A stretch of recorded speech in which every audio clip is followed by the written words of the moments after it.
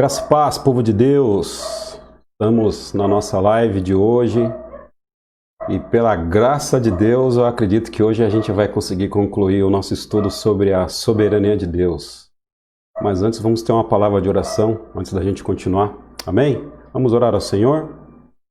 Pai, nós agradecemos mais uma vez o Senhor. Obrigado por essa oportunidade de estarmos, ó Deus, diante da Tua palavra. Obrigado, ó Pai Santo, pela Tua igreja, ó Deus, pela Igreja Batista Central Itaquera, bem como todos os outros irmãos e todas as outras igrejas. Nós Te agradecemos, ó Pai, pelo uso da tecnologia que o Senhor tem nos ensinado, nos motivado, para que nós possamos aprimorar as nossas técnicas, para que nós avancemos na proclamação do Evangelho também por esse canal, Pai. Eu Te agradeço por tudo que o Senhor tem feito à nossa vida. Apesar das dificuldades, ó Deus, nós estamos agora chegando ao final do nosso estudo e nós louvamos ao Senhor, ó Pai Santo, porque o Senhor nos permitiu esse tempo, um tempo agradável, um tempo de estudo e um tempo de reflexão, ó Pai Santo, da Tua palavra. Em nome de Cristo, eu peço também que o Senhor fique com os nossos irmãos que estão chegando, que acompanharão, Pai, esse estudo. Ser com eles, prepara o coração deles, assim também como eu te peço para que o Senhor prepare o meu. Em nome de Cristo, nós oramos. Amém, Jesus. Amém. Boa noite, povo. Deixa eu fazer aqui umas considerações antes de a gente iniciar.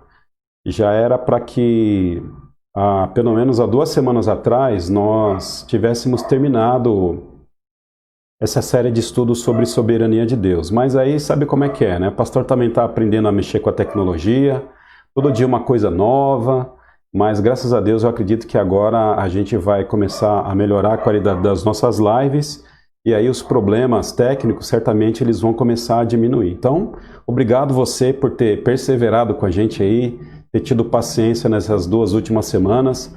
A gente adiou esse último estudo 2 vezes, aí a gente acabou não conseguindo concluir o estudo. Então, a gente está concluindo o estudo hoje sobre a doutrina da soberania de Deus, ok? Então, essa é a última live. E a partir da semana que vem, a gente vai começar um novo estudo. Aí, ao finalzinho na live, eu vou falar propriamente de como que vai funcionar os próximos estudos daqui para frente, amém? Então, fique atento aí. Que Deus abençoe ricamente a sua vida. Se você tiver algum problema de som, de chiado, ruído, imagem, coloca aí o comentário na linha de tempo, porque é importante para a gente, porque aí a gente vai aprimorando. Eu estou aqui com a Niceia, que é a minha assessora de vídeo aqui, e se você tiver alguma coisa para comentar, pode falar com a Niceia que ela vai responder nas mensagens aí, tá bom? Se tiver alguma dificuldade, avisa a gente, ok? Bom, chegamos então ao final do nosso estudo e hoje, qual vai ser a nossa tarefa aqui? A gente dá uma resumida, dá uma sintetizada em tudo aquilo que a gente aprendeu, em tudo aquilo que a gente viu, e também, lá no finalzinho, fazer uma aplicação ao nosso coração. Lembrando que, para caráter de introdução da nossa fala, a gente sempre precisa lembrar o seguinte: é muito bom estudar a Bíblia, é muito gostoso a gente se aprofundar naquilo que Deus tem para a nossa vida, mas às vezes a gente fica só com a parte teórica e a parte prática a gente não coloca em ação. Então, a ideia de nós estudarmos aqui a soberania de Deus, o objetivo, o propósito desse estudo, a gente precisa lembrar que não é meramente defender uma doutrina, é porque nós escolhemos essa doutrina para que a gente, através dela, a gente pudesse encontrar resposta e conforto no Senhor diante de todas essas coisas que nós estamos vivendo no momento, principalmente a questão da pandemia e a questão econômica do nosso país, né? Quando a gente entende, né? Tô aqui falando do propósito. Quando a gente entende o que significa dizer que Deus é soberano e viver isso, a gente começa então a ter um pouco mais de tranquilidade no nosso coração com relação às coisas que acontecem, sabendo que Deus é quem governa todas as coisas. E aí a gente tem descanso, aí a gente de fato tem refrigério.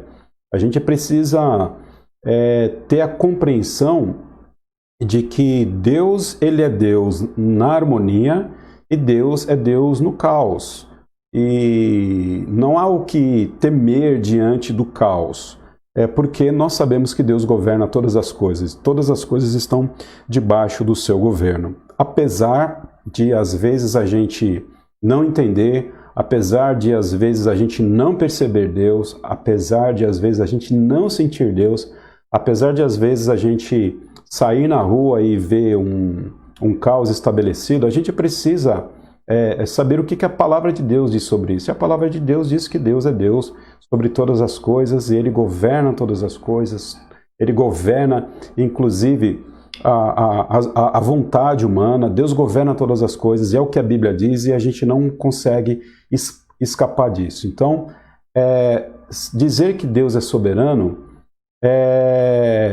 recai sobre nós como uma fatalidade. Não estou aqui falando de fatalismo, né? Estou falando aqui de fatalidade. É fatal que Deus seja soberano. Assim como é fatal que nós somos pecadores. Não há como escapar da soberania de Deus e não há como escapar do nosso pecado do ponto de vista de natureza humana.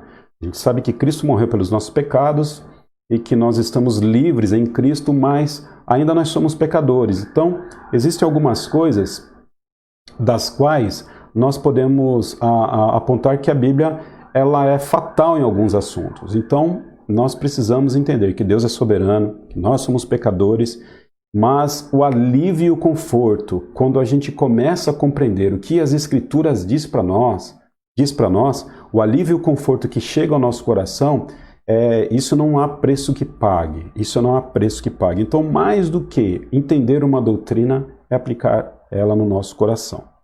Então eu separei aqui algumas imagens aqui e a principal delas, ou as principais imagens, são citações do pastor A.W. Pink. A gente lembra que a gente trouxe aqui o livro de A.W. Pink, Deus é Soberano, um livro clássico que fala sobre essa doutrina. Um pastor batista do século XIX, século XX, e ele escreveu aí um best-seller sobre a doutrina da soberania. E é a partir dele que a gente começou a pensar um pouco mais sobre essa doutrina, trazendo aqui no conteúdo das lives.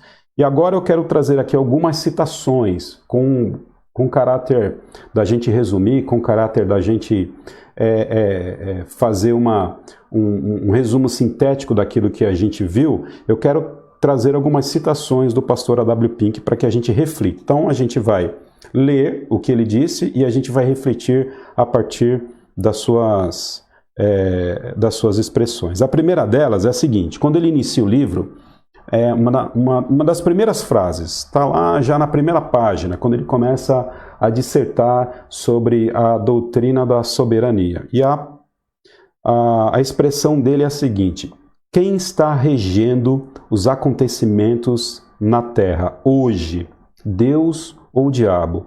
Quem é que rege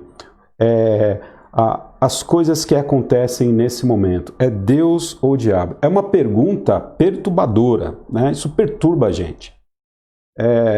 Quem que está governando o mundo nesse exato momento? É Deus ou o diabo? Será que nós poderíamos dizer que o diabo ele governa uma parte do mundo e Deus governa uma outra parte do mundo?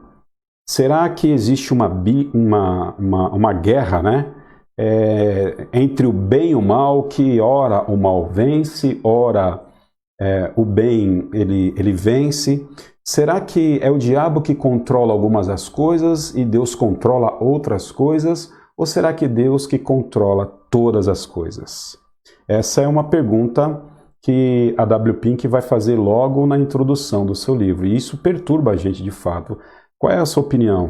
Você acredita que é Deus quem domina todas as coisas? Ele está sobre todas as coisas? Ou você acredita que o diabo ele tem algum poder, ou pelo menos um poder livre de fazer aquilo que ele quer sobre o mundo? Recentemente eu vi uma pessoa fazendo um comentário, né, numa rede social, e ela disse o seguinte, um pastor, e ele disse o seguinte: eu não sei o que eu mais desprezo, se eu desprezo a ideia de Lutero de que Deus, de que o diabo é um cão na coleira de Deus, ou se eu desprezo mais o cão. Então, na verdade, ele estava fazendo um ataque direto à teologia de Lutero, porque para esse pastor, ele não acreditava que o diabo ele estava numa coleira, ele estava numa corrente, sendo seguro por Deus, e de forma que Deus estabelecia os limites da ação do diabo. Para essa pessoa, o diabo estava solto. E para Lutero, o diabo ele não está solto, o diabo ele até tem um limite de atuação, mas ele não faz aquilo que quer. Mas por quê? Porque de fato a gente tem muita dificuldade em entender algumas coisas, né? Se Deus é bom, por que existe o mal? Né? Será que o mal impera? Isso é um problema do mal que nós vamos resolver essa situação, eu acredito, pela fé, só quando nós estivermos presencialmente com Jesus Cristo, para Ele poder dar uma aula para nós sobre soberania de Deus. Naquele dia não vai ser o pastor Haroldo, e sim vai ser Jesus Cristo. Certamente muitas dúvidas a gente vai sanar diretamente com Jesus Cristo. Mas o fato é que, no seu coração, quem governa, né? Se você pudesse sondar o seu coração a partir da expressão, a partir da pergunta de A.W. Pink, quem é que governa o mundo? Quem é que governa as questões que estão acontecendo nesse exato momento? É Deus ou é o diabo? A palavra do Senhor, ela vai assegurar a gente que Deus, Ele governa todas as coisas e que nada foge do seu plano divino, amado. Então, mesmo na morte, Deus governa. Deus governa na morte, Deus governa na vida. As páginas do Antigo Testamento vão dizer isso, as páginas do Novo Testamento vão dizer isso. Então, Deus, Ele governa sobre todas as coisas. E aqui, mais uma vez, a gente vai lembrar a vida de Jó. Inclusive, eu quero aqui abrir um parêntese. A partir de domingo que vem, às 9 horas, nós vamos estar estudando na nossa EBD o livro de Jó. Fecha parênteses aí. Quando nós olhamos a vida de Jó, olha a situação que a gente encontra, né? Jó, ele estava com uma vida muito boa, uma pessoa rica, uma pessoa temente a Deus, um homem crente, servo de Deus. A gente não sabe como, em determinado momento, o diabo ele tem um diálogo com Deus. Satanás ele conversa com Deus. E Satanás, ele, ao conversar com Deus, ele é inquirido por Deus. Deus pergunta para ele o seguinte: e você faz o que da vida? E Satanás responde com ar de deboche, dizendo o seguinte: olha, eu estava dando uma volta por aí, na terra. E aí Deus pergunta para ele: você viu meu servo Jó? Aí você sabe da história, né? E o diabo, Satanás, vai falar para Deus o seguinte: claro que eu vi, ele inclusive é muito bonzinho contigo, mas é porque você dá tudo para ele. E aí Deus vai dizer o seguinte para ele, para Satanás: então você vai lá, tira tudo de Jó, menos a sua vida, não toca na sua vida, e você vai ver realmente que ele vai continuar me servindo e me adorando.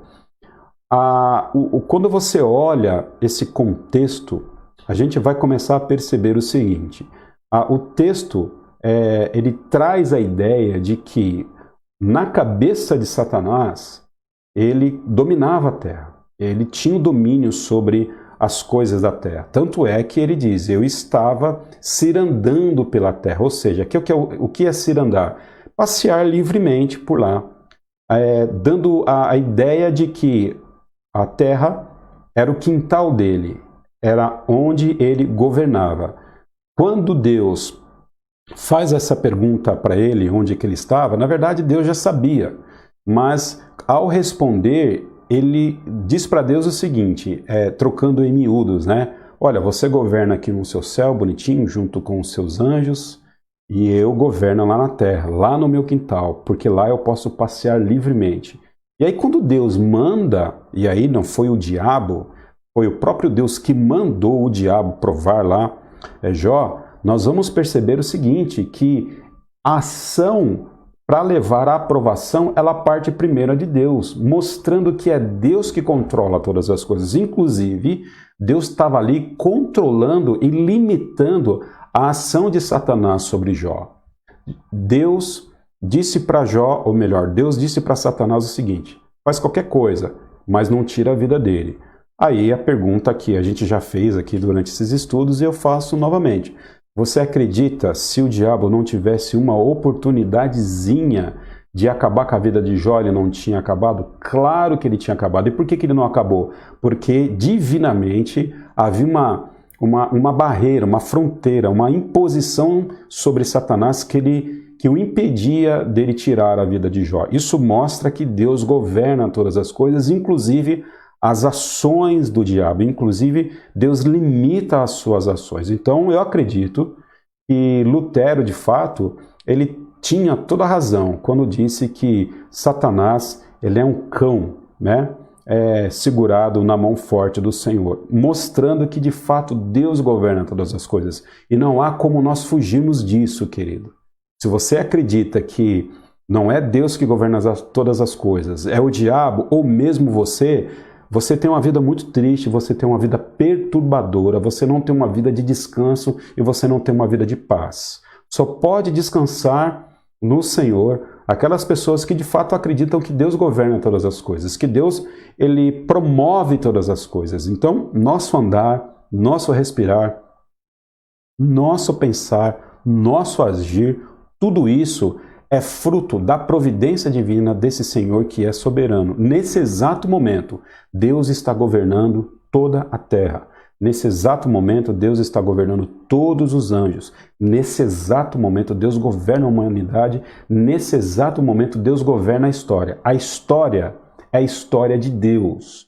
Deus, ele planejou a história. Deus decretou a história e não há como nós fugirmos disso. E glória a Deus por isso, porque sabendo disso, e a palavra de Deus nos assegura, conforme a gente viu durante esse período, sabendo disso nós podemos descansar no Senhor. Só não descansamos no Senhor por incredulidade, né? Quando nós sabemos que Deus é soberano, a gente precisa repousar no Senhor. Se a gente não repousa, isso significa o quê? Significa que nós, de alguma forma, estamos incrédulos com relação à soberania de Deus. Então, a soberania de Deus, ela traz conforto ao nosso coração.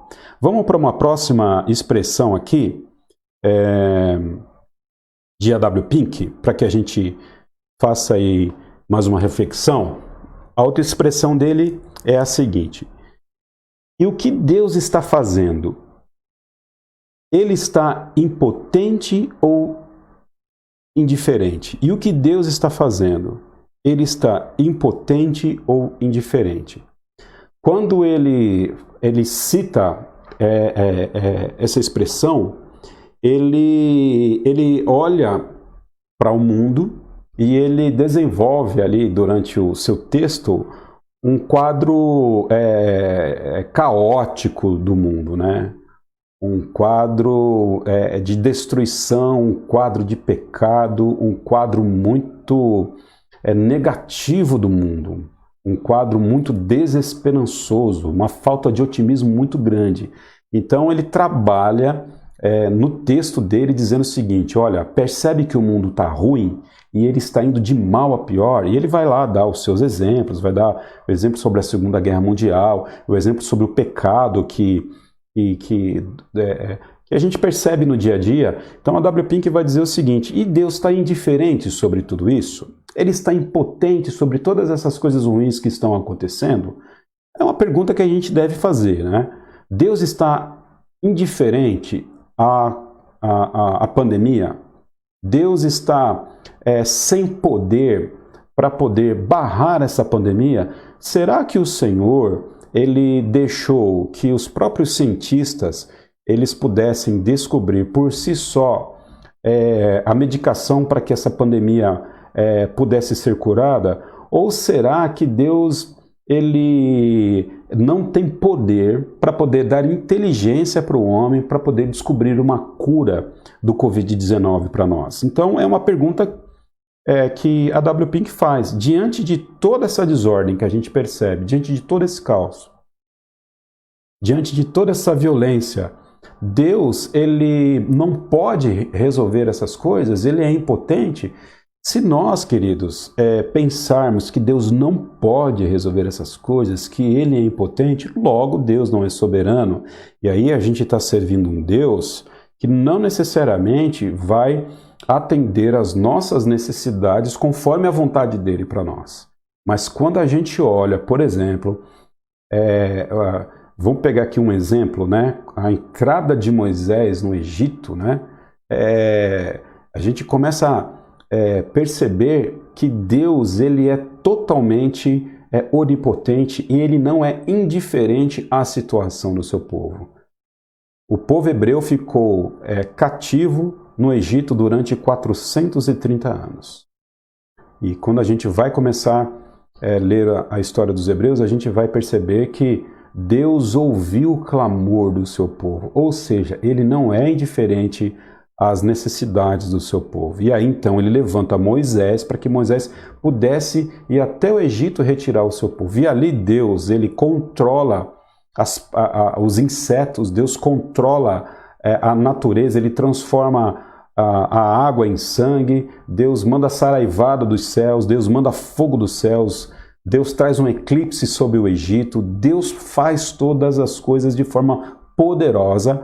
Por quê? Porque ele não é indiferente ao seu povo. E ele não precisava de Moisés, ele não precisava de Arão, ele não precisava lá do cajado, da vara de Moisés para poder fazer todos esses milagres. Ele, na verdade, ele utiliza o próprio ser humano como instrumento dele para poder cumprir a vontade dele. Então Deus pode todas as coisas e ele não está indiferente às coisas. Precisamos lembrar também que Deus, ele pode inclusive endurecer corações e ele pode amolecer corações. A gente lembra disso, a gente está aqui fazendo uma revisão daquilo que nós já estudamos aqui. Nós vamos ver que ao entrar no Egito, a gente vai perceber que o livro de Êxodo, salvo engano, pelo menos 2 vezes, se não 3 vezes, vai dizer que o faraó que Deus, melhor dizendo, né? Que Deus endurece o coração do faraó para que o faraó não pudesse deixar o povo sair. Ou seja, é Deus com a sua mão poderosa, inclusive, controlando a vontade do coração do faraó. Estou lendo o livro de Josué agora, capítulo 10, o capítulo 11, acho que o capítulo 11 é aquele momento em que Josué ele está terminando de guerrear com o povo em Canaã. Quando ele entra para Canaã, a tarefa de Moisés foi tirar o povo do Egito e levar até a fronteira de Canaã. A tarefa de a tarefa de Josué foi levar o povo da fronteira ali do deserto e entrar em Canaã. E ele ficou ali um bom tempo, um grande período, guerreando com aqueles povos que estavam ali. E o capítulo 11 de Josué vai dizer o seguinte, que Deus endureceu o coração dos reis, ou seja, os reis que estavam ali em Canaã, para que os reis guerreassem contra Josué. Então, como que Deus agiu para que Josué tomasse Canaã? Deus endurece o coração dos seus inimigos, os seus inimigos vêm até Josué e Deus diz o seguinte, Josué, fica tranquilo que eu vou entregar toda essa turma aí na tua mão. Então é Deus quem faz, é Deus quem governa, inclusive, o coração dos reis, o coração dos governantes. E Deus não é indiferente a todo esse caos que nós estamos vivendo, como Deus não era indiferente à necessidade do povo hebreu comandado por Josué. Deus também não é indiferente às necessidades dos homens, de uma forma geral, e principalmente Deus não é negligente, Deus não é indiferente com a minha e com a sua necessidade. Então, na verdade, quando a gente percebe que o caos se estabelece, nós não podemos duvidar da sensibilidade de Deus com relação a nós com relação à situação que está aí. Deus não está indiferente ao que está acontecendo no mundo. Às vezes pode parecer. Onde está Deus, né? Nas grandes tragédias. Onde está Deus durante as guerras? E na perspectiva humana, se você olha para os lados, você vai começar a perceber que, ou melhor, você vai começar a ter a impressão de que Deus ele não existe, mas Deus ele está aí, indiferente daquilo que nós sentimos, indiferente daquilo que nós pensamos, indiferente daquilo que nós vemos. Deus, ele governa todas as coisas, um caos, e ele está sensível às nossas necessidades. Vamos para uma próxima tela aqui, uma próxima expressão de A.W. Pink. Eu leio aqui: há apenas uma alternativa possível. E aí ele vai fazendo as reflexões dele, né? E aí ele também cita agora: há apenas uma alternativa possível. Ou Deus domina, ou é dominado. Ou impera, ou é subordinado. Ou cumpre a sua própria vontade, ou ela é impedida por suas criaturas. Vamos ler mais uma vez. Há apenas uma alternativa possível. Ou Deus domina, ou é dominado. Ou impera, ou é subordinado. Ou cumpre a sua própria vontade, ou ela é impedida por suas criaturas. Será que as criaturas de Deus podem impedir a vontade do homem? Pensa comigo. Aí você, naturalmente, a gente vai falar o seguinte: não, as criaturas de Deus não podem impedir a vontade de Deus. Mas aí a gente pensa o seguinte, né? Então por que Deus não resolve logo essa bagunça toda? A gente vai pensar um pouquinho lá na frente. Mas o A.W. Pink está dizendo o seguinte: não tem alternativa. Ou Deus é soberano, ou ele é escravo. Ou as suas criaturas, no caso o homem, ele domina sobre todas as coisas, ou é Deus que domina sobre todas as coisas. Ou são os anjos, são as hostes celestiais caídas, né? Ou é Satanás que domina, ou é Deus que domina. Deus não divide poder com ninguém, né? A palavra de Deus diz que ele não divide a sua glória com ninguém. Então é impossível nós entendermos biblicamente que existe algum tipo de disputa entre a criação de Deus e o Criador. A criação de Deus, ela não mede força com o seu Criador. Ela até se rebelou contra o seu Criador, mas ela não mede força contra o seu Criador. E a gente precisa entender isso. Então a gente precisa tomar uma decisão a partir dessa expressão de A.W. Pink. Ele exorta para que a gente tome uma decisão, para que a gente realmente saia de cima do muro. Ou é Deus que domina, ou é o diabo que domina. A gente não pode, em determinado momento, dar poder para o diabo e em outro determinado momento dar poder para Deus. A gente precisa saber quem realmente manda na história, quem realmente domina todas as coisas. E é uma posição que a gente precisa tomar, e às vezes uma posição difícil. Mas a gente precisa lembrar o seguinte, que nós temos a palavra de Deus. A gente tem a palavra do Senhor para que a gente repouse sobre ela. Então, não é achismo, amado. Saber que Deus é soberano. Não é uma questão de achismo. Eu vou além, não é uma questão de calvinismo. É uma questão bíblica. Não é uma questão de preferência doutrinária. É uma questão de revelação das Escrituras. É o que as Escrituras diz. É o que as Escrituras falam que nós precisamos nos submeter. Então, às vezes é difícil a gente tomar uma posição, mas é necessário que a gente tome uma posição com relação à soberania de Deus. Vamos ver aqui uma outra expressão de A.W. Pink. Aí ele faz aqui agora a definição de soberania de Deus. Soberania de Deus. O que queremos dizer com esta expressão? Queremos afirmar a supremacia de Deus, a realeza de Deus, a divindade de Deus.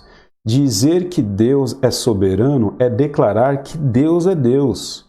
Dizer que Deus é soberano declarar que ele é o Altíssimo, o qual tudo faz segundo a sua vontade, no exército dos céus e entre os moradores da terra. Então, é um pouco mais do mesmo que a gente está dizendo aqui.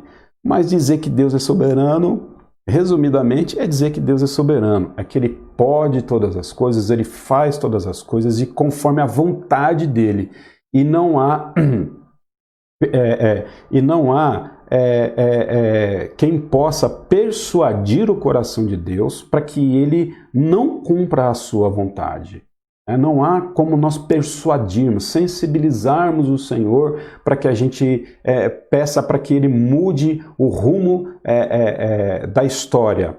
O rumo da história, a gente vai ver lá na frente sobre soberania de Deus e oração, daqui a pouquinho. A gente falou bastante sobre isso. Na nossa perspectiva, Deus muda sim o rumo das coisas. Na perspectiva humana, ok? Mas na perspectiva de Deus, não existe mudança alguma. Na nossa perspectiva, a gente vai falar daqui a pouquinho. A gente deve orar porque Deus de fato requer que nós oremos para que Deus abra portas para nós aqui. Mas na perspectiva de Deus, na sua soberania, na verdade, a história está estabelecida. Então, dizer que Deus é soberano é dizer que Ele é altíssimo, Ele está sobre todas as coisas, que Ele governa todas as coisas e que Ele faz todas as coisas, que Ele faz todas as coisas segundo o seu eterno e sábio conselho. Ninguém aconselhou a Deus a fazer o que Ele fez e Ele fez de forma sábia todas as coisas serem como são. Sigamos mais um pouquinho. Deixa eu ver se é essa imagem aqui. Isso, ela mesma. Alguns conceitos importantes. E aqui é uma parte fundamental para a gente, principalmente nesse finalzinho aqui dos nossos estudos, para que a gente compreenda tudo aquilo que a gente tem falado. Alguns conceitos importantes. A gente lembra de duas figuras importantes aí no século XVI, ok? São duas figuras que vão retomar essa questão sobre a soberania de Deus. Uma delas é Erasmo e outra delas é Lutero. Erasmo, ele vai enfatizar o livre-arbítrio, enquanto Lutero vai enfatizar a escravidão humana. Erasmo, ele vai, a partir dos estudos que ele faz de Pelágio, e aí Pelágio está lá no século IV, junto com Agostinho, enfim, século VI, 4 a 6, e aí ele vai pegar os escritos de Pelágio e ele vai dizer o seguinte: bom, Pelágio errou em algumas coisas aqui e agora a gente precisa consertar algumas coisas. Então, o que Pelágio escreveu? Pelágio disse o seguinte, que o homem nasce sem pecado nenhum, né? Uma heresia, o homem nasce sem pecado nenhum, porém o homem vai adquirir pecado a partir do aprendizado que ele tem da sociedade. E esse homem precisa se esforçar para ter salvação. Quando Erasmo olha a teologia de Pelágio, Erasmo vai dizer o seguinte: não, a história não é bem assim, né? Não é bem assim. Erasmo era um humanista, um teólogo, filósofo, humanista, né? E ele vai dizer o seguinte: olha, o homem nasce sim pecador, porém, ele precisa, de fato, fazer força para ele poder ser salvo. Então, a salvação é uma via de duas mãos. Jesus quem salva o homem, mas também o homem precisa se esforçar para poder receber esse Jesus, ele precisa exercer boas obras, ele precisa correr atrás para poder ser salvo. Então, na verdade, o que Erasmo fala sobre essa questão do livre-arbítrio, ele tenta ajudar Pelágio, mas ele ajuda a 50% da história. Os outros 50% continuam com problema. Por isso que a gente acredita que Erasmo ele vai ali inaugurar aquilo que se chama de semi-pelagianismo, né? Ou seja, ele está próximo a Pelágio, não é tanto pelagiano, mas ele ali namora com Pelágio com relação a essas doutrinas. Mas ele reconhece que de fato o homem nasce pecador. Porém, o homem não é escravo do seu pecado. O homem ele tem vontade, olha só, livre, ok? De poder exercer arbítrio para poder julgar o que é certo e o que é errado e então tomar as suas decisões com relação a Cristo, ok? Ele vai enfatizar aquilo que a gente conhece sobre livre-arbítrio. Então, quando você fala assim, olha, eu acredito no livre-arbítrio, você precisa entender o que a história chama de livre-arbítrio. Talvez o que você está chamando de livre-arbítrio não é necessariamente o que a história da teologia chama de livre-arbítrio. Arbitrar de forma livre, a gente precisa entender mais uma vez aí o que significa a palavra arbítrio, que significa emitir juízo, fazer julgamento. Então, para Erasmo, ou para quem acredita no livre-arbítrio, a ideia é a seguinte, que todos nós, seres humanos, nós temos liberdade plena de exercer juízo para que a gente possa escolher entre o bem e entre o mal. Porque nós temos o nosso juízo, e o nosso juízo, apesar de sermos pecadores, o nosso juízo não foi comprometido para que a gente emita julgamentos justos. Isso é o livre-arbítrio. Então, é impossível o homem ter livre-arbítrio pelo simples motivo dele ser pecador. Porque o arbítrio dele não é livre, porque já é um arbítrio caído, escravo do pecado. O único ser que hoje nós podemos assegurar que tem o livre-arbítrio é a pessoa do Pai, do Filho e do Espírito Santo. Porque eles a própria divindade deles, o livre-arbítrio é um atributo deles. Então, nós precisamos entender isso. Agora, o que Lutero vai dizer? Lutero vai dizer o seguinte, não, nós não temos livre-arbítrio, né? Nós somos escravos do nosso pecado, nós somos escravos da nossa própria natureza. Nós até agimos livremente, mas agimos livremente segundo a nossa natureza. Então a soberania de Deus, ela não descarta a liberdade humana. Eu creio que o homem é livre e ele faz aquilo que ele quer. Isso eu não tenho dúvida. A Bíblia diz isso. A palavra de Deus diz isso. O homem é livre. E ele faz aquilo que ele quer, ok? Mas ele faz aquilo que ele quer segundo a sua natureza. É o que Lutero vai nos ensinar, que o homem agora, ele age livremente segundo a sua natureza. Porém, o homem, ele é escravo da sua natureza. Não há como fugir dessa verdade. Não há como fugir desse axioma. O homem, ele é escravo da sua natureza. Assim como uma ave é escrava da natureza dela, o homem é escravo da sua natureza. É impossível ao homem voar. Vamos pensar aqui. É lógico que a gente tem alguns mecanismos que nós imitamos o voo, né? Mas a gente depende dos mecanismos, como por exemplo o avião. Mas o homem por si só, é impossível para ele voar. Por quê? Porque não está na natureza do homem voar. Para a ave já é totalmente possível voar, porque faz parte da vida dela voar, está na natureza dela voar.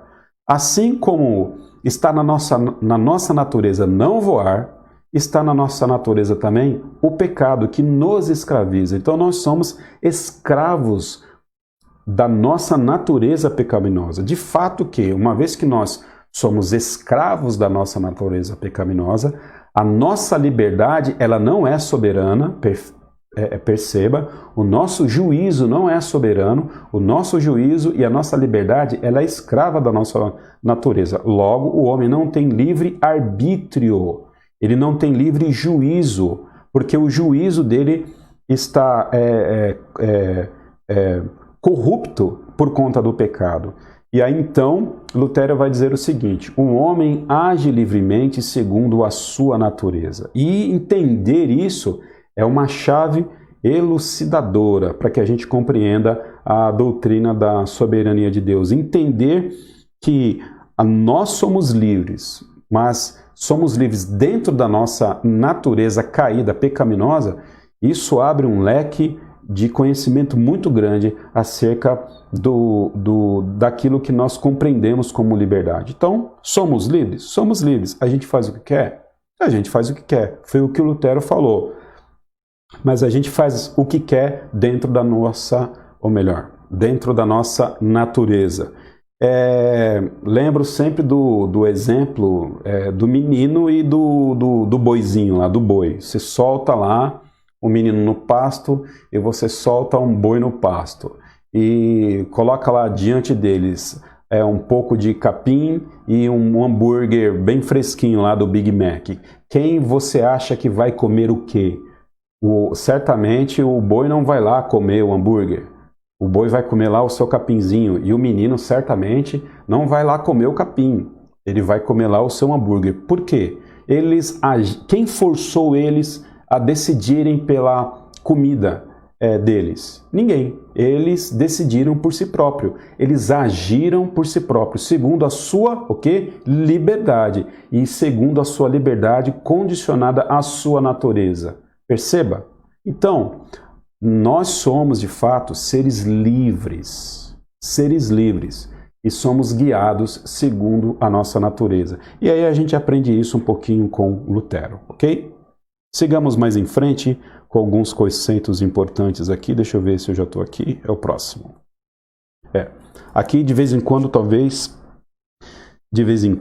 é ótimo, né? Aqui de vez em quando eu posso voltar nessa telinha aqui para a gente lembrar de alguns conceitos importantes. Decretos divinos, livre agência, fatalismo, ação moral, responsabilidade, sala escura, a grande pergunta e oração como meio. Então a gente vai falar um pouquinho sobre decretos divinos e já vamos falar um pouquinho aqui sobre livre agência, porque na verdade a gente já estava falando um pouquinho sobre livre agência. Decretos divinos. Se nós pegarmos ali toda a Bíblia, mas eu quero especificar aqui Efésios capítulo 1, a gente vai perceber o seguinte, que quando Deus ele criou todas as coisas, ele cria todas as coisas, mas como um ato antecedente na eternidade, ele decreta algumas das coisas, ou algumas coisas não, ele decreta todas as coisas. Então, por exemplo, Deus decretou que a Terra seria redonda. Algumas pessoas acreditam que a Terra é plana, mas eu particularmente acredito que a Terra é redonda, né? Não necessariamente redondinha, mas ela é redonda. Então Deus decretou que a Terra seria redonda. Isso é um decreto de Deus. Deus decretou que as aves voariam. Deus decretou que os peixes eles viveriam submersos na água. Deus decretou o gênero humano, homem e mulher. Deus decretou essas coisas, né? Deus decretou que os homens fossem capazes de amar. Deus decretou que os homens pudessem morrer. Deus decretou todas as coisas naturais e também as coisas morais. A gente precisa saber que todas as coisas elas estão aí por conta dos decretos divinos. Então, esses decretos são aquelas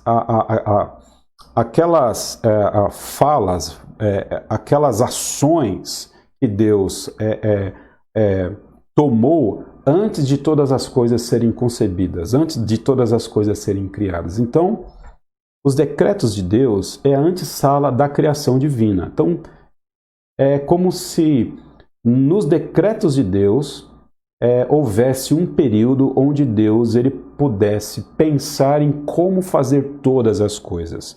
Então, os decretos de Deus eles estavam no pensamento do Senhor antes mesmo da eternidade, antes mesmo do tempo, antes mesmo que a criação viesse a existir. A gente precisa entender esse conceito para que a gente tenha em mente de que a história não está aí porque ela está aí. Então, Deus decreta todas as coisas. Então, vamos lá. Deus decretou, eu não vou aqui polemizar mais essa questão porque a gente já falou isso nas lives passadas, né? Mas vamos lá. Quem decretou a morte? Não foi o diabo, não foi o homem. Então vamos pensar aqui no livro de Gênesis. quando Deus ele chega para Adão e para Eva e diz o seguinte: olha, se vocês me desobedecerem, vocês vão o quê? Morrer. Então quem é que fala isso? É Deus. É Deus quem decreta a morte. Deus decretou a morte. Ok? E eles de fato morreram. Se eles morreram, eles só puderam morrer porque Deus decretou. Porque nada acontece na história do Deus da história se ele não decretar.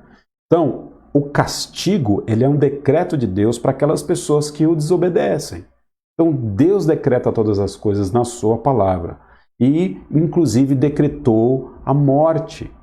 Deus ele é a pessoa que criou a morte. Então, a morte não é um agente externo aos decretos de Deus. A gente precisa ter isso de forma clara e cristalina, porque nada pode ser externo aos decretos de Deus, ok? Agora, a gente não pode agora atribuir o sarcasmo sobre Deus por ele ter feito a morte como um instrumento para que ele pudesse ter alegria sobre isso. Mas Deus decretou a morte e o livro de Gênesis diz isso lá. Deus também decretou a vida eterna. Vamos agora dar um pulinho aqui para o Novo Testamento. Né? Deus decreta a vida eterna. E a vida eterna é para quem? Para quem? Para todas as pessoas? É todas as pessoas? Não, a Bíblia não diz que todas as pessoas vão para o céu. A Bíblia não diz que todas as pessoas são filhos de Deus.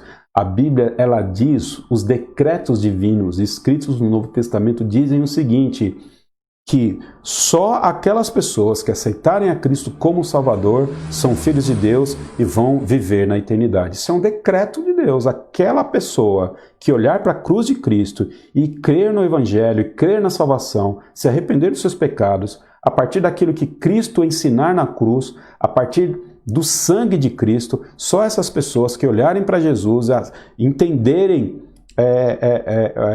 a salvação em Cristo, só essas pessoas têm a vida eterna. João capítulo 6, João capítulo 6, 16. João capítulo 3, verso 16. Está lá. É um versículo clássico da gente. Então, Deus decretou a salvação. Deus decretou a salvação a todos aqueles que encontram a Cristo como um Salvador.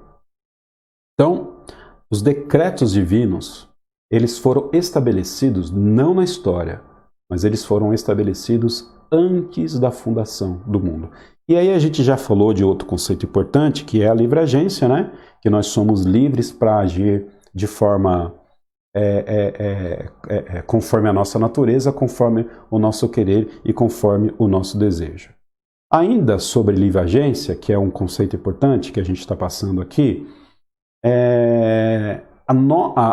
eu recordo uma vez que eu fui pregar numa igreja e a Nicéia foi comigo, enfim, e eu dei um exemplo, era um momento de carnaval, enfim, e eu dei o seguinte exemplo: olha, se dependesse de mim, eu não estava aqui na igreja agora, eu estava lá na Sapucaí, me lembro até hoje que eu fiz menção a Sapucaí, estava lá no sambódromo, né, com um monte de mulher do meu lado, fazendo o que eu quisesse da minha vida. Porque essa é a minha vontade, esse é o meu desejo. E ali eu mostrei o quê? Quem eu era de fato, a minha natureza humana, para onde que estava inclinada. E aí eu disse o seguinte: mas eu não faço isso por quê? Eu não faço isso, olha que interessante, porque é Deus agora quem muda o meu desejo, quem muda a minha natureza, para eu começar a pensar nas coisas do céu. Alguns irmãos ficaram até escandalizados, mas é o que a palavra de Deus diz. Está lá em Romanos capítulo 7, ou Romanos capítulo 8. Está lá em Romanos capítulo 7 e 8. O apóstolo Paulo falando sobre essa guerra. Então, é muito natural nós errarmos e nós pecarmos. O que não é natural é nós acertarmos o alvo. O pecado, ele é natural à nossa natureza. O que não é natural é nós nos santificarmos. Então, ler Bíblia, ir para a igreja, entregar parte dos seus recursos financeiros, exercer os seus dons espirituais, tudo isso é milagre de Deus. Tudo isso não é algo natural. Às vezes a gente fica assim: olha, como é que o irmão e a irmã pôde pensar isso, falar aquilo? Você viu o tamanho do pecado daquele irmão, né? Isso é natural, querido. O que não é natural são as pessoas servirem ao Senhor. Isso é um milagre de Deus, porque quando as pessoas servem ao Senhor, quando as pessoas se santificam, isso mostra que Deus está mudando ou já mudou a natureza daquela pessoa, né? Então a livre agência, agir livremente, nos impele a agir conforme a nossa natureza pecaminosa. Isso é natural para nós, mas quando a gente acerta o alvo, quando a gente tem prazer nas coisas de Deus, isso é o Espírito Santo de Deus trabalhando no nosso coração, porque nós não podemos pensar coisas boas, nós não podemos produzir coisas boas, nós não podemos fazer nada de bom. Se nós fazemos alguma coisa, é porque o Senhor Deus nos impele a fazer isso. Amém? Falei um pouquinho de livre agência. Deixa eu ver aqui. Quem que está na ordem aqui? Conceitos importantes. Fatalismo e... Eu vou pegar os três aqui, tá? Fatalismo, o item 3. Ação moral, item 4. E responsabilidade. Fatalismo, ação moral e responsabilidade. O fatalismo é uma filosofia que diz o seguinte: a gente não pode fazer nada, que nosso destino já está aí, e tudo que a gente faz é em vão, porque o nosso destino vai acontecer. Tem uma série aí que está muito popular agora na Netflix, né, Dark, recomendo que você assista. Eu não assisti a terceira série ainda, mas é uma série muito recomendada, inclusive por gente que entende de filosofia e de teologia. E fala exatamente sobre essas questões, sobre questões de destino, fatalismo, sobre questões de livre agência, de livre-arbítrio. Será que nós podemos ou não podemos mudar o nosso destino, enfim? O fatalismo ele vai dizer o seguinte, que Deus fez todas as coisas e não adianta o homem fazer nada, porque nada vai mudar. Olha só, nada vai mudar aquilo que Deus fez. Inclusive, as ações dos homens, elas foram determinadas a tal ponto que os homens não têm liberdade para poder agir ou para poder pensar, porque não adianta, porque Deus ele já engessou todo o sistema histórico e o homem não vai fazer com que Deus não mude. Ou seja, é fatal a nossa vida. Não vale a pena a gente tentar lutar ou a gente tentar modificar ou a gente tentar planejar as coisas, porque Deus já estabeleceu todas as coisas de forma que a nossa vida é uma fatalidade. Olha só, a doutrina da soberania de Deus não é fatalismo filosófico. O fatalismo filosófico, ele negligencia a ação livre do homem. O homem não tem liberdade no fatalismo. Na soberania de Deus, o homem ele tem liberdade, sim, senhor e sim, senhora. E as ações do homem dentro da soberania de Deus são ações morais e legítimas. O homem não é um robozinho de Deus, que Deus fala vai para a esquerda e vai para a direita. Na soberania de Deus, a gente pode perceber que Deus diz para o homem o seguinte, olha, se você fizer o bem, você vive. Se você fizer o mal, você morre. Ou você, enfim, cai num abismo. Então, Deus ele dá alternativas para o homem. No fatalismo não existe essas alternativas. Então, precisamos distinguir muito bem fatalismo e soberania de Deus, para que a gente não caia no erro de entender a soberania como uma mera especulação filosófica e humana que existe e que é muito forte. Lembra lá? As suas ações, elas são ações morais, pessoais, que você faz. Você é responsável por suas ações. Você é responsável por suas ações. Ok? Fatalismo não tem nada a ver com soberania de Deus. E aí a gente chega um pouquinho lá, soberania humana, é isso? Deixa eu ver aqui. É isso aí. Falamos sobre fatalismo, ação moral e responsabilidade humana. Olha eu falando heresia aqui, ó. Soberania humana, imagina. Responsabilidade humana. E aí eu também já vou pro outro item aí, que é a sala escura. Vamos lá. Deus endureceu o coração do faraó para que ele impedisse a saída do povo hebreu do Egito. A Bíblia diz isso. A Bíblia fala isso. Está escrito lá em Êxodo. Dá uma passadinha lá para você ver. Deus endureceu o coração de quem? Faraó.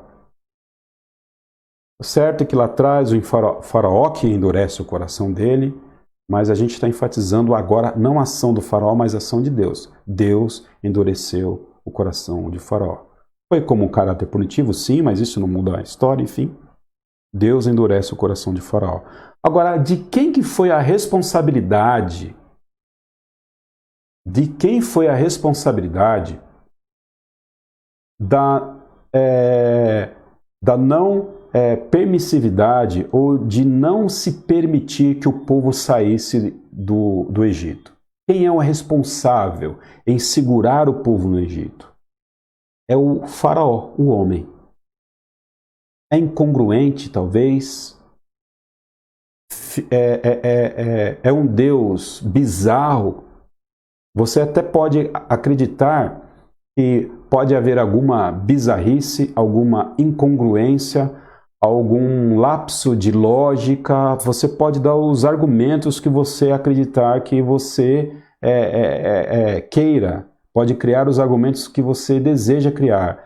Isso é um absurdo, isso é um sacrilégio, enfim. Mas é o que a Bíblia diz, é o que a palavra do Senhor diz.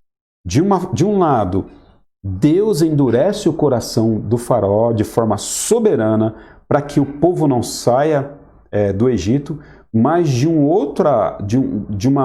outra forma a gente percebe que é o faraó que assume a responsabilidade sobre si por não deixar que o povo saísse de lá. Deus é soberano e o homem é responsável pelo seu pecado. Nunca podemos dizer que Deus induz o homem ao pecado, que Deus joga o homem, que Deus induz o homem a isso. Mas a palavra de Deus, ela fala pra gente que, ao mesmo tempo que Deus é soberano, que Ele endurece corações, ao mesmo tempo Deus é santo e a gente não pode atribuir pecado ao Pai, pecado ao Senhor. E aí, pastor, como é que a gente explica isso? Aí você vai precisar de um outro professor, talvez, ou um outro pastor, para poder te ensinar isso, porque eu não sei. Ninguém sabe, na verdade. E aí que a gente vai falar daquele conceito da sala escura. Há uma sala escura que nós não podemos entrar para poder trazer harmonia sobre soberania de Deus e responsabilidade humana. Na verdade, a Bíblia fala das duas coisas e a gente não consegue uni-las aqui. Nós cremos que na eternidade Deus vai dar graça para a gente para que a gente possa entender essas questões difíceis, mas hoje a gente não consegue compreender. Mas a gente precisa fazer o quê? Aceitar o ai, como diz o mineiro, né? O bom mineiro. Nós temos que aceitar esse trem. Por quê? Porque é o que a Bíblia diz. Só pelo fato da Bíblia dizer, a gente tem que aceitar. Ok? Só pelo fato da Bíblia dizer. Isso não é fundamentalismo bíblico. Essa discussão sobre soberania de Deus e responsabilidade humana, isso acontece desde que a igreja é igreja. Desde o século III isso vem acontecendo, queridos, na história. Então a gente não vai conseguir resolver esse problema agora. Agora, nós precisamos aceitar o que a palavra de Deus diz e tentar explicar aquilo que é possível explicar. E aquilo que não é possível, submeter ao Senhor. Sigamos mais em frente. O que a gente tem aí? Perfeito. A grande pergunta e oração como meio. Quando a gente estuda a soberania de Deus, a gente vai chegar na doutrina da salvação. A gente vai falar sobre soteriologia. E aí a gente fica perguntando, né? Bom, se é Deus quem salva, se Deus escolheu algumas pessoas para salvação e outras não, por que Deus fez isso? Por que Deus fez isso? Como é que essas coisas se processam? Eu acredito que a grande pergunta, ela não é essa. A gente percebe na palavra do Senhor que Deus trabalha os corações e Deus não trabalha outros corações. E aí eu lembro, mais uma vez, do apóstolo Paulo em caminho para Damasco. Deus foi lá encontrar com Paulo no caminho de Damasco e trabalhou o coração dele. Mas o Senhor Jesus, o próprio Deus, né, na pessoa do Filho, o Senhor, ele trabalhou o coração de Paulo naquele momento e não trabalhou o coração das outras pessoas que estavam em volta dele. A grande pergunta é, por quê? Porque aquela pessoa que Deus decidir trabalhar o coração, Deus vai mudar, amado. Ou então o coração da pessoa é soberano sobre o coração de Deus. A vontade da pessoa, ela é soberana sobre a vontade de Deus. Nós precisamos entender que aquele coração que Deus buscar, Ele vai buscar em nome do Senhor Jesus. É o que a palavra do Senhor nos ensina. Então, a gente entende que a grande pergunta é por que Deus trabalha o coração do fulano e não trabalha o coração do ciclano? Essa é a grande pergunta. Porque o coração do fulano e o coração do ciclano são os mesmos corações. Corações caídos, depravados. Nenhum coração é melhor que o outro. Então, por que um coração se rende ao Pai e outro coração não se rende ao Pai? Porque o Espírito Santo de Deus trabalha um e não trabalha outro. Agora, por quê? Não sabemos. Não sabemos. Essa é a grande pergunta. Por que Deus trabalha uns corações? Porque Deus não trabalha outros corações? Nós não sabemos. Porque a vontade do Senhor, para nós, ela é boa, ela é agradável e não dá para resistir à graça do Senhor. A graça do Senhor, nós não podemos resistir à graça do Pai sobre a nossa vida. Quando Deus ele toma o nosso coração, Ele toma o nosso coração. Né? Ele toma o nosso coração. Então, não há como, queridos, a gente responder essa pergunta. Essa é a grande pergunta. Por que umas pessoas vão para a igreja 10, 20, 30 anos e nunca tomam uma decisão com Cristo, enquanto outras que chegam de um dia para o outro, elas se debruçam? Por quê? É porque Deus trabalhou um e não trabalhou o outro. Agora, por quê? Nós não sabemos. A palavra de Deus, ela não volta vazia. Ela antes vai e cumpre a vontade do Pai. Ou não? É o que o profeta Isaías diz para nós. A palavra de Deus, ela não volta o quê? Vazia. Ela cumpre o seu efeito. Então, se ela tem um efeito de salvar, ela salva. Se ela tem um efeito de levar juízo, ela leva juízo. A grande questão é porque Deus não trabalha uns e trabalha outros. Essa é a grande pergunta ao nosso coração. E para finalizar, nós enfatizamos um pouco a questão da oração, né? Pastor, vamos lá. Estou com meu filho doente, estou desempregado, estou precisando de uma bênção. Então quer dizer que eu não preciso orar, porque Deus não vai mudar o rumo da história? Vamos pensar assim.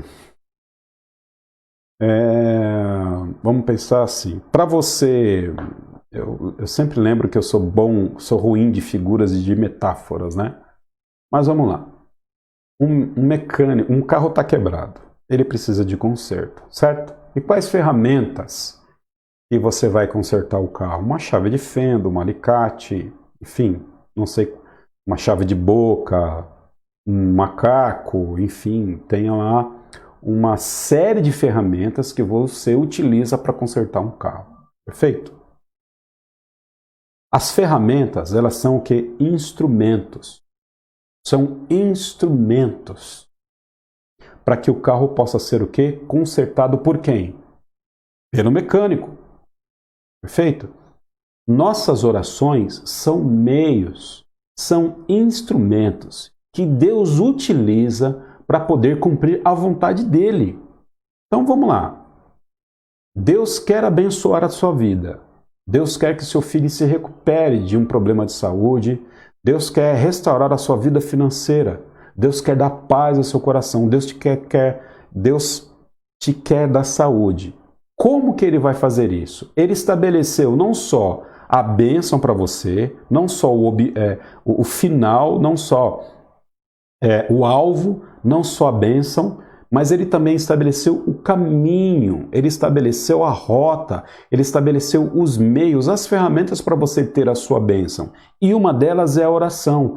Por isso que nós devemos orar, para que Deus, através das nossas orações, ele possa operar na nossa vida, porque Deus deseja que a gente ore, para que ele nos abençoe. Então, como é que... Você entende? Pensa lá na ferramenta. A oração é uma ferramenta para que Deus opere na nossa vida de forma milagrosa e poderosa. Na nossa perspectiva, sim, Deus muda o rumo das coisas. Na nossa perspectiva. Na perspectiva divina, não. Por quê? Porque ele já está com a bênção lá, decretada, e ele também já está com a sua oração decretada, ok? Para que você ore, para que você adquira a sua bênção conforme o quê? A vontade dele. A vontade dele sempre vai imperar. A oração, ela é um meio, não é um meio para poder sensibilizar o coração de Deus, mas ela é um meio pelo qual Deus está lá esperando para que a gente possa pedir para que ele haja ao nosso favor, segundo a vontade dele. A oração é de fundamental importância. Para mim, né? Deus é quem enviou a pandemia ao mundo. Não foi o diabo, não foi o homem, não foi o chinês. Para mim, Deus, soberanamente, ele enviou a pandemia ao mundo. Pastor, mas isso é uma coisa ruim. Sim, isso é uma coisa ruim, eu não tenho dúvida. Isso não fere o caráter de Deus, ok? Mas a gente precisa entender o seguinte, como é que essa pandemia vai embora? Pela ciência, não tenha dúvida disso. Mas também pela oração da igreja, pela oração dos crentes, pela minha e pela sua oração. Olha, querido, a gente tem um problema político muito sério no país e desde que eu me entendo por gente, a gente tem problema político no país. Eu não estou querendo espiritualizar também a minha posição do ponto de vista civil, mas a gente tem que votar.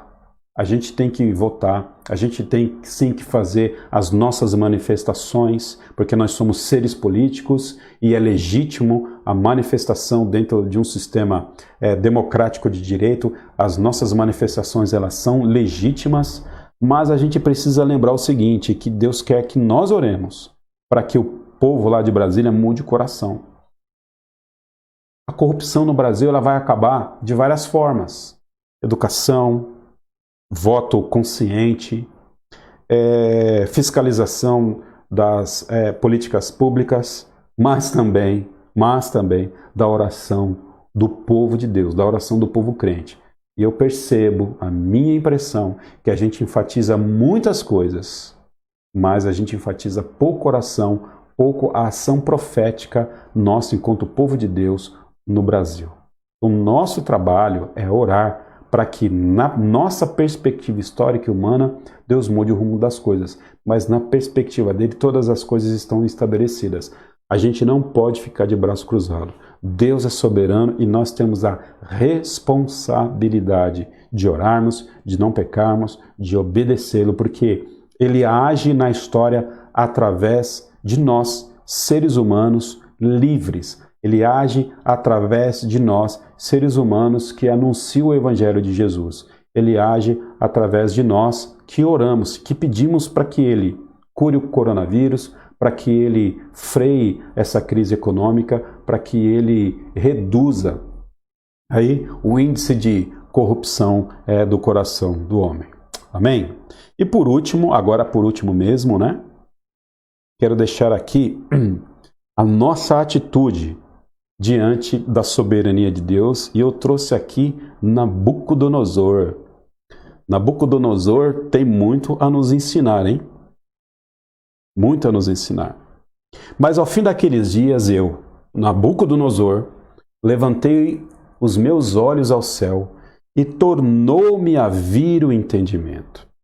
E eu bendisse o Altíssimo e o louvei e glorifiquei ao que vive para sempre, cujo domínio é um domínio sempre eterno e cujo reino é de geração em geração.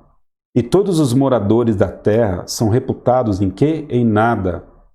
E segundo a sua vontade ele opera com o exército do céu e os moradores da terra não há quem possa estorvar a sua mão e lhe diga: o que fazes?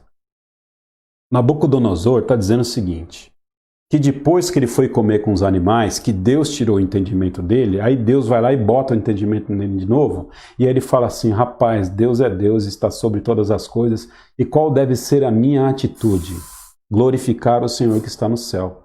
A minha atitude deve ser se humilhar diante desse Deus que é soberano e que governa todas as coisas, porque Ele é sempiterno e Ele faz aquilo que Ele quer fazer. Então o meu papel, o seu papel, o papel de Nabucodonosor, colocar a nossa boca no pó e glorificar o Senhor que está no céu. Glorificar o Senhor que está no céu, na morte e na vida. Glorificar o Senhor que está no céu, na saúde e na falta de saúde. Glorificar o Senhor que está no céu, com dinheiro e sem dinheiro. Deus, Ele merece a nossa glória e Ele deseja ser glorificado. E Ele deseja ter o nosso reconhecimento. Meu papel e o seu papel é nós nos humilharmos diante desse Deus que é soberano. E aí a gente vai ficando pequenininho cada dia mais que a gente conhece Deus. Conforme nós aumentamos o nosso conhecimento sobre Deus, nós vamos percebendo que nós somos menores do que nós achamos que somos. Amém? Que Deus abençoe a sua vida. E assim a gente termina com esse resuminho a nossa série de estudos sobre soberania de Deus. Que Deus continue nos abençoando. Amém? Semana que vem tem conteúdo novo. Semana que vem, na próxima quarta-feira, a gente vai começar com conteúdo novo. E eu estou chamando nosso conteúdo de texto e contexto. Tá? Nós vamos estudar o livro de Apocalipse, mas a gente não vai fazer um estudo conforme a gente faz, por exemplo, o estudo expositivo que a gente traz na EBD, lendo lá versículo por versículo. A ideia não é essa, trazer necessariamente um estudo expositivo. A ideia é a seguinte: a gente ler o livro de Apocalipse de fato, né, ou pelo menos as porções que a gente acredita que são mais importantes para o nosso conhecimento, mas não é só o pastor ficar aqui ensinando você o que o livro está dizendo. Então a ideia é que através da leitura do texto, do estudo, você também conheça as ferramentas que você precisa aplicar para poder saber o que o texto está dizendo. Por quê? Porque não só o texto tem a nos ensinar, mas também o contexto. Então, eu acredito que vai ser um momento rico, um momento de bênção. Toda quarta-feira, às 20 horas, a gente vai estar aqui com texto e contexto. E nós vamos começar aqui com o estudo do livro do Apocalipse. Você vai ter a oportunidade não só de conhecer o livro de Apocalipse, mas também entender como é que se interpreta esse livro. E não só esse livro, mas todos os outros livros. Uma coisa é interpretar profecia no Antigo Testamento. Outra coisa é você interpretar os livros históricos, o Pentateuco. Outra coisa são Salmos, Provérbios. É um exemplo de uma aplicação de texto e contexto. O livro do Provérbios, ele diz o seguinte: ensina o teu filho no caminho em que ele deve andar. E se você fizer assim, ele jamais vai se desviar do caminho do Senhor.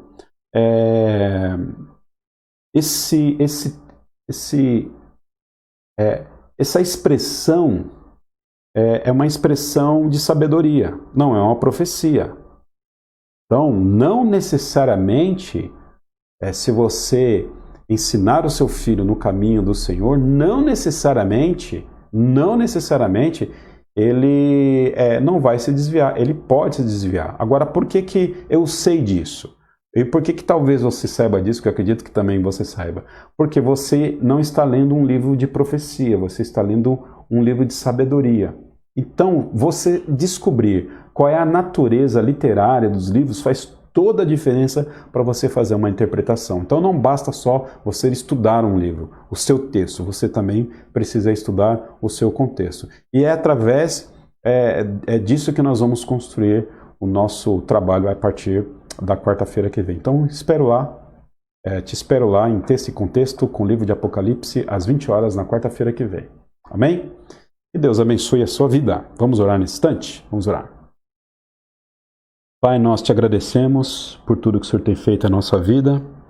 Obrigado, Senhor, por esse momento oportuno que o Senhor nos deu diante da sua palavra. Que o Senhor continue conosco, nos dando a sua graça. Obrigado porque nós terminamos aqui esse estudo. E aquilo, ó Pai, que ficou deficiente, aquilo, ó Pai, que a linguagem não comunicou, aquilo, ó Pai Santo, que faz parte da minha natureza caída, de comunicar também dos nossos irmãos em não conseguir entender, nós te pedimos e suplicamos que, milagrosamente, o Teu Espírito Santo possa sedimentar em nossos corações. Dá-nos uma noite debaixo da Tua graça.